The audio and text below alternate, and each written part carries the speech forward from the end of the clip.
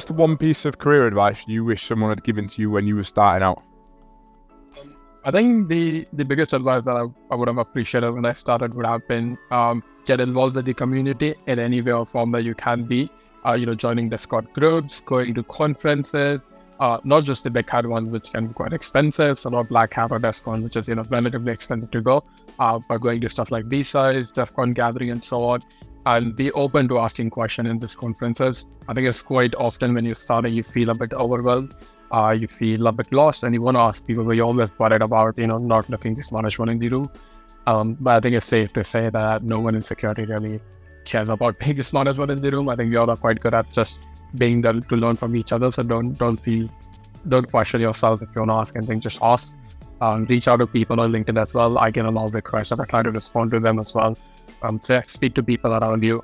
And maybe like the second one would actually be get used to being thrown into deep end and then finding your way out of it, be it certification, be it learning from others, be it learning from your team members. But get used to that feeling of not knowing, because 8-9 years down the line is still the same. I feel pretty much every month I'm like, there's so much more to learn, and that feeling never really goes away. Right, so with what you mentioned then about kind of the networking and the community side of things, and at what point in your career did you start doing that and seeing the value in it? So I used to go B-side when I was in uni, but I wasn't really the most proactive one. I think I've been proactive for maybe last couple of years now, so 3-4 years in my career. I've started being a lot more open to talking to everyone, and sort of even approaching a random person to just talk about their experience. What do they do day to day, and things like that. I find it very valuable to learn from everyone.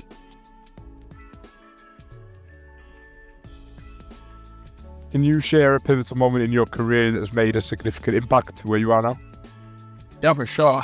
I think the one that really stands out to me was when I was doing my internship in NTA Monitors. I was actually part of the sysadmin team, so I was in terms of being sysadmin / supporting development of some tools. And I still remember this quite well, where I was asked, we had a team meeting, and we were looking for someone to perform some API testing, and no one in the business had the skill or the time to sort of sit and learn that. And I just raised my hand up and I said, I'll give it a try. Even though I didn't really know much about it, I was like, I'll find research and learn as much as I can and do it. And because I was intern, I wasn't really, chargeability wasn't a question when it came to me. And that really changed out of my career path. Really, I became from sysadmin to pen testing, and that was my first foot into pen testing. I ended up, I think a couple months in, I ended up being a pen tester, just doing kind of web app testing and things like that. A very similar thing happened again in PwC when I was a pen tester, and they were looking for a red teamer. Didn't really know much about it, and I just said, look, I'll try, I'll give my best shot, and that was my path into red teaming as well. So it's actually quite interesting then. So you I suppose the plan was never to be a pen tester and eventually a red teamer.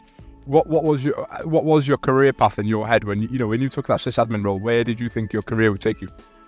I think the plan was to be a pen tester, but I was struggling to find my foot in because I was also an international student, and with being so requiring security clearance, so majority part of pen testing, it felt quite hard to get the initial foothold.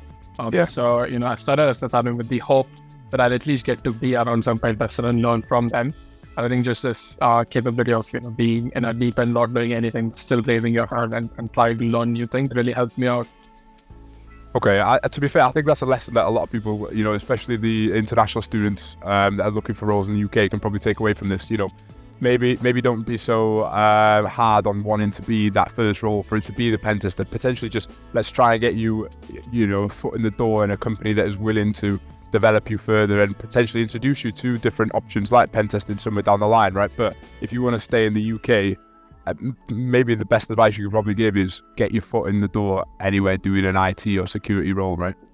Yeah, 100%. I think one of the things that people quite underestimate is all experience is good experience. Like the experience I gained as pen tester really helped me out when I started getting to red team. Sorry, the experience that I got when I was doing sysadmin really helped when I was doing red teaming. I was trying to get my foot in because then I knew so much about infrastructure and building infrastructure. That was kind of my way in into the red team world. So I know a lot of time when you start or even you want to be a pen tester, you think that's sort of your ideal role. But any idea experience, be it dev as well, some of the best red teamers are the ones I've seen in past being in developer role as well. And any experience is good experience. How do you approach challenges and setbacks in your professional life, and what's your go-to strategy for overcoming them? So I think the first thing I really do whenever I feel I've had a major setback is I give myself some space to feel bad. I think, we quite often, and especially with Instagram and things like that, you see there's a trend of like, you need to fix it now. I think for me, it's important to just acknowledge that I had a setback and I need to let myself feel sad and bad, whatever I need to, for a little while. Not too long, probably something like a day or two. But then I tell myself after that, so that time is over, I don't want to sit and cry about it. I don't want to complain about it. I just want to find what the way around it. And I usually take two approaches. The first one is break down your challenge or your setback into bits.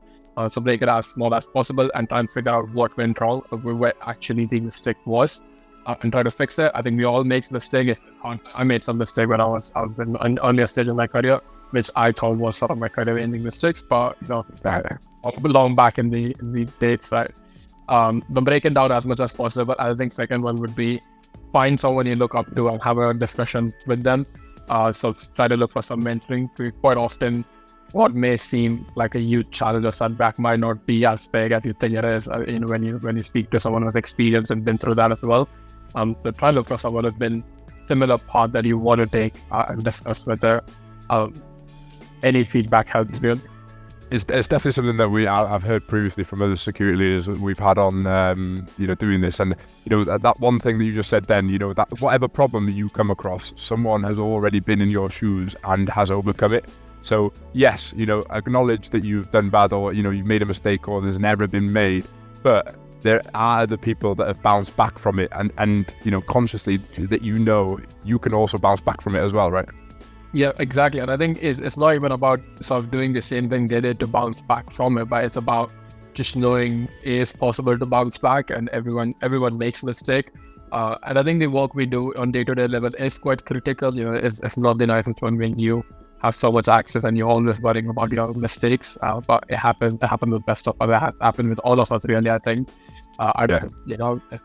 It's fine. We are human and only this. We're not machines, right? So it's okay to make mistakes. It's just how you bounce back and we learn from it.